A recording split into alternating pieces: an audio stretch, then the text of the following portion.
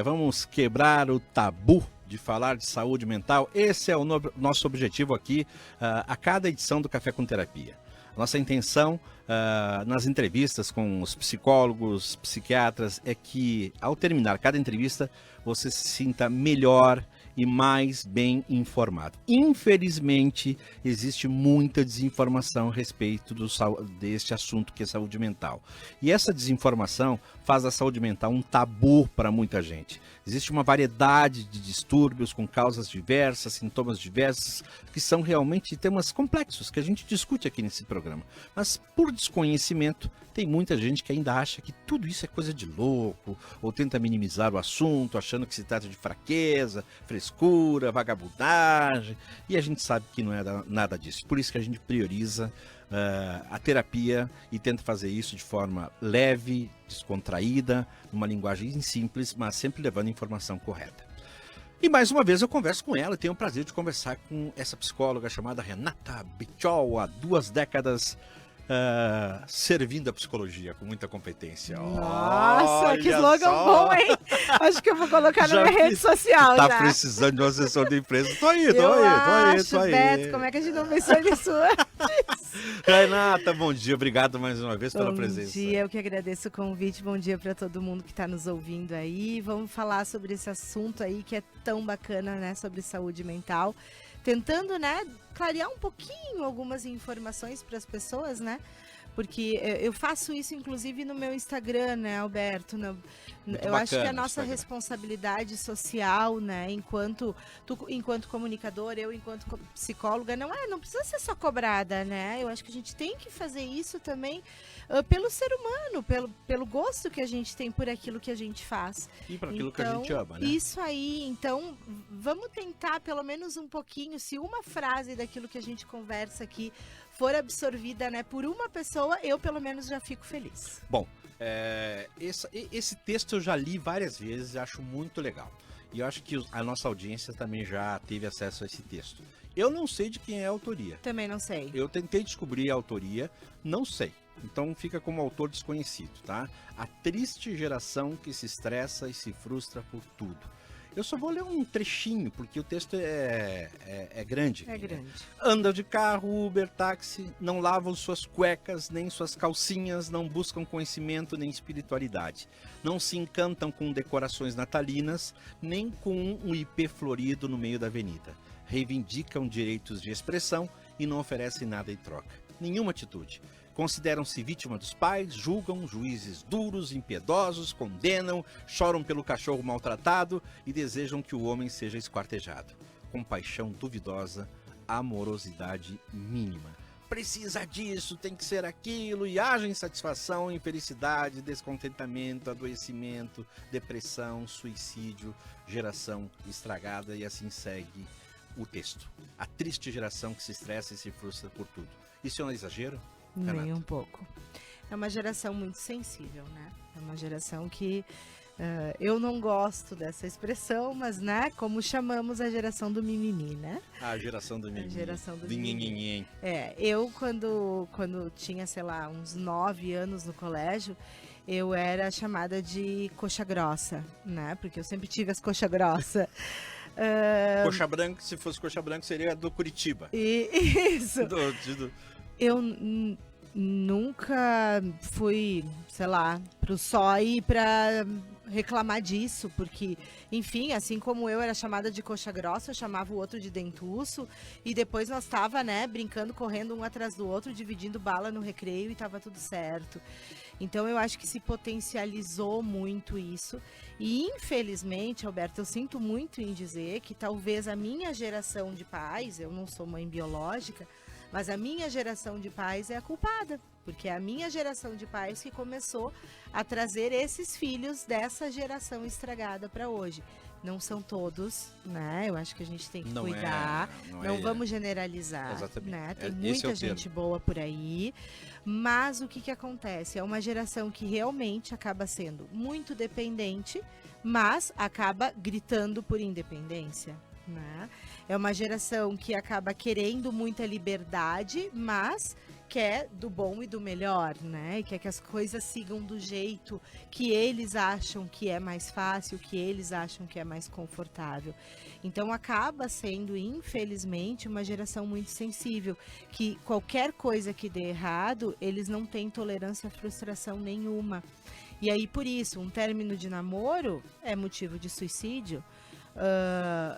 E mal numa prova é motivo para agredir uma professora. A gente já ouviu falar sobre isso, né? Então, são muito extremas as ações que acabam acontecendo em torno dessa geração por eles não tolerarem a frustração. E isso foi o quê? Falta de não. Falta de não. Os pais, nós fomos, né? Ou somos, enfim, apesar de não sermos pais, né? Sim. Biologicamente, Alberto. Nós somos responsáveis por não ter colocado limite nessas crianças e talvez hoje nesses adultos. E ainda estão vindo crianças. Eu ouvi esses dias agora na praia, há umas 2 semanas atrás, uma mãe pedindo um pastel de vento para uma criança no restaurante. E aí, Eu, pastel de vento. um pastel de vento. E ele comeu um pastel de vento. Pastel de vento mesmo? Ela pediu um pastel de vento, perguntou pro garçom: vocês têm pastel de vento? O garçom meio que fez uma cara, assim, até eu olhei, né? Porque, enfim, eu pensei, vai, que legal, né? Enfim, tava fazendo uma brincadeira e a criança o tempo inteiro com um tablet olhando num volume que eu não conseguia conversar com a minha irmã. O que seria, moço? O garçom pediu um pastel sem nada, porque ele não gosta de nada. E aí ele comeu Meu Deus, pastel de Eu vento. comi tanto pastel de vento quando eu era criança e adolescente nos e botecos, né? E tá tudo certo, né? Tudo certo. A gente pode comer, mas, gente, era um almoço. Era um almoço. Ele comeu um pastel de vento e depois ele comeu batata frita. Né? Essa foi a refeição dele. E tá tudo certo. Claro. Daqui a pouco foi uma situação, né? Vai saber qual é a condição. Típica ali, né? E até a questão de saúde. O que a gente quer evitar, eu acho, né, Renata? O que a gente quer evitar aqui nesse bate-papo sobre essa geração triste, que se estressa e se frustra por tudo, é dizer que no nosso tempo era melhor. No nosso não é isso. Não é essa a questão. É fazer uma relação de tempos, né? Porque. Enfim, eu acho que no meu tempo de escola, no meu tempo de adolescente, eu fiz muito bullying com os outros. Sim, fizemos. E os outros fizeram muito bullying comigo, né? Até com o tamanho da minha cabeça, por exemplo. O meu apelido é cabeça até hoje. E eu não me importo com isso. Não me importo com isso. Mas talvez as pessoas se importem, outras pessoas se importem, né? De serem chamadas de outras Sim, talvez coisas. outras pessoas da tua idade, que eram Isso. chamadas assim, se importavam, se machucavam. Exatamente. Não sei, né? E até um dia encontrei uma professora e eu, como foi um aluno muito, nada exemplar no ensino Marcante, médio, assim? marcante, bagunceiro, eu encontrei ela, dei um abraço nela, agradeci ela, né, fiquei com saudade, ela disse, professora, me desculpa, né, eu era muito bagunceiro. Daí ela disse assim, não, tu não era bagunceiro, tu era um bagunceiro, mas bem diferente dos bagunceiros atuais. E aí entra aquela coisa que tu falou, né? Tem aluno entrando armado em escola, Isso agredindo aí. o professor, vazando pneu, detonando o carro do professor. Então, é diferente. As reações, As né, reações são Alberto? diferentes. Uma coisa é a gente fazer uma pirraça, a gente rir, a gente fazer uma sacanagem com o professor, como a gente, né, fazia. Eu lembro que uma vez eu estudava num colégio aqui do centro e a gente pegou, no horário do intervalo, a gente amarrou todas as classes na maleta do professor. E quando ele saiu, ele arrastou as classes. Gente, isso, por mais, né, malandro que pudesse ser E na que época... podia gerar uma punição na época, Podia, né? mas olha a falta de maldade que existe comparado ao que a gente vê hoje, né, Alberto? Hoje, se a gente olhar para isso, era uma brincadeira que a gente fez. Sim. Talvez a gente tinha um pouco de maldade na época. Claro. Mas era uma brincadeira. Então, é mais ou menos isso que a gente precisa, né, ficar atento, que é a falta do limite, tá? É a falta do não. O que tá faltando dentro das casas hoje é o não pode, eu não consigo, eu não posso. Porque se a gente for pensar no mundo ali fora, a gente vai, sei lá, um jovem que recém está indo procurar um emprego agora, né? Ele provavelmente vai passar, sei lá, vamos colocar aí um mínimo de umas 3 entrevistas. Das 3, pelo menos 2 não ele vai ganhar. E aí, como é que ele vai lidar com esse não de um estranho, se ele não tiver o não com o amor de dentro de casa? Sim. Então, o não com amor, ele te ensina a receber o não do estranho.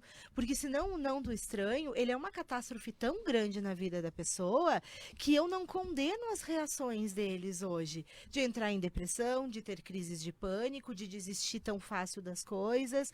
Então, eles acabam, sim, não sabendo lidar com os nãos da vida, porque eles não ouviram de quem ama. E quando a gente ouve o não de quem ama, a gente entende que não é um não de proibição, assim, não é um não com maldade, é um não do De amor. momento, né? De amor, né? De amor, com amor, né? Um não com amor, é um agora eu não posso te dar esse tênis de marca, mas eu posso te dar esse daqui, ou não, esse mês não dá. Tu vai ganhar lá no Natal a tua boneca, tu vai ganhar lá na Páscoa, né? Sei lá, hoje o celular, digamos, né? O celular que tu quer, mas talvez não o novo, um usado. Mas não, né? Hoje é tudo do melhor. E essa questão os jovens precisam trabalhar, né? Eu também comecei a trabalhar com meus 14, 15 anos e eu tive que ir atrás sozinho procurar meus estágios, né? Estagiei na Caixa Federal, no Banco do Brasil, tinha meu dinheirinho, me virava e até quando meu pai morreu, a minha mãe foi chamada na escola, eu já contei essa história aqui, a mãe disse que foi tão perturbador para ela aquele momento que ela disse assim, cara, faz o que tu quer, se tu quer ir pro Senai, se tu quiser, em outras palavras, te ferra e vai em busca, porque eu tô assim, exatamente, cansei de ir na escola por tua causa, para ouvir reclamação. E aquilo me tocou, as lágrimas da minha mãe me tocaram, tipo assim, é verdade, já tô com 16, 17 Fez tu acordar. anos, eu tenho que procurar as minhas coisas, senão eu não vou ter. Né? Então, essa bronca, essas lágrimas foram um não. Nossa. Tipo assim, não admito mais isso e vai isso em aí. busca. E isso não foi maldade nenhuma, muito pelo contrário. Olha a tua trajetória depois disso, exatamente. Né?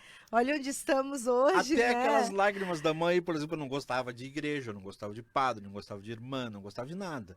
Um ano depois, eu estava num grupo de jovens de Lourdes. Olha só. 5, 6, 7, 8 anos depois, eu fui ter catequista. Isso aí, brilhantemente. E continuei nessa área, né? Então, às vezes, esse não dá esse start, Estrutura, prepara, né? Prepara a gente para a vida, agora, prepara a gente para os desafios. Como eu trabalhei muito com adolescente e esses dias me contaram de um menino de 18, 19 anos que foi pedir emprego e estava na sala de espera, o menino simplesmente deitou no sofá e ficou mexendo no celular, esperando as câmeras, né, flagrando o menino, esperando a vaga de emprego, a entrevista, deitado no sofá e mexendo no celular. Tadinho, estava cansado. Mas tu acha que esse menino vai conseguir um emprego? Quem é que vai contratar um rapaz desses? Me diz, Renata. Então... É isso. É sobre isso. É sobre isso. Quer dizer, eles conseguem comprar o iPhone 14, eles conseguem fazer coisas, eles conseguem dirigir. Eles comprar não, ganhar, né? Ganhar. Alguns, né? Mas assim, mas não conseguem fazer inscrição no vestibular, não conseguem ir procurar um emprego. Tomar uma decisão. Tem com o pai junto ou com a mãe junto. Então tem coisas assim que são inadmissíveis, né? É a falta do não mesmo, né? E fazer uma carteira de trabalho sozinho, exatamente. Né? A mãe tem que pegar pela mão e fazer uma identidade, não a mãe tem que ligar marcando, agendando, né, para fazer. Exatamente. Não vão até o mercado comprar pão e leite para a mãe tem que sair para fazer. Então é isso, né?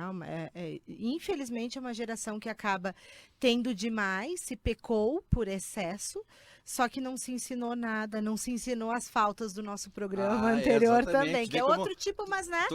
Vê como os programas se encaixam. Semana passada a gente falou sobre as faltas, né? Isso aí. E agora nós estamos falando sobre essa questão das frustrações, de preencher os buraquinhos, né? Entre aspas, né? E infelizmente, Alberto, só para não deixar passar, essa falta de tolerância à frustração, ela está diretamente relacionada ao não saber e não conseguir ouvir um não. Ainda dá tempo, porque a gente tem gerações e gerações, né? Tem gente nascendo, tem gente sendo criada, tem gente aí acontecendo. O que, né? Não que um jovem de 18 anos hoje não esteja no caminho errado, não tenha conserto, tem, né? Sempre tem. Mas é isso, se tu ainda está sendo permissivo demais, se tu ainda está sendo solícito demais para o teu filho, ensina ele a se virar, vai junto com ele, né? Sei lá, fazer a carteira de trabalho, mas fica na porta, deixa ele entrar sozinho. Ah, mas eu não sei falar, mãe. Fala como tu conseguir, a pessoa sabe o que tu tá ali para fazer, Sim. né? Porque senão, realmente, a gente vai ter cada vez mais pessoas muito mais velhas dependendo dos pais, e a longevidade das pessoas hoje em dia está cada vez maior, né? Nós estamos vivendo muito mais hoje, né, Alberto? Então, cada vez mais os pais vão ficar preocupados por terem essa responsabilidade que parece que não acaba. Uma vez os pais achavam, né, que até os 18, criando até os 18 tá tudo bem. Hoje, se sair antes dos 30, tá feliz de Tem casa, um amigo entendeu? meu que saiu com 33 anos de casa e disse, brincando, eu saí de forma precoce da casa da minha mãe. Misericórdia. Mas eu fui o último que saí também da minha casa da minha mãe, com uns 30, pra casar, né? Mas era eu e ela. Mas numa trajetória diferente, né, Alberto? Não dependendo financeiramente dela, né? Exatamente. Não dependendo Vai ficar lá, sem fazer nada. E ela levantando pra fazer comida pra ti, lavar uma louça enquanto tu tava no sofá assistindo Netflix, né? Nem tinha. Nem tinha. Nem tinha. Era o canal 5, canal 8, canal 12. Isso aí. Bom, Renata Bettiol, mais uma vez, muito obrigado por participar com a gente aqui no Café com Terapia. Hoje falamos sobre a triste geração que se estressa e se frustra por tudo.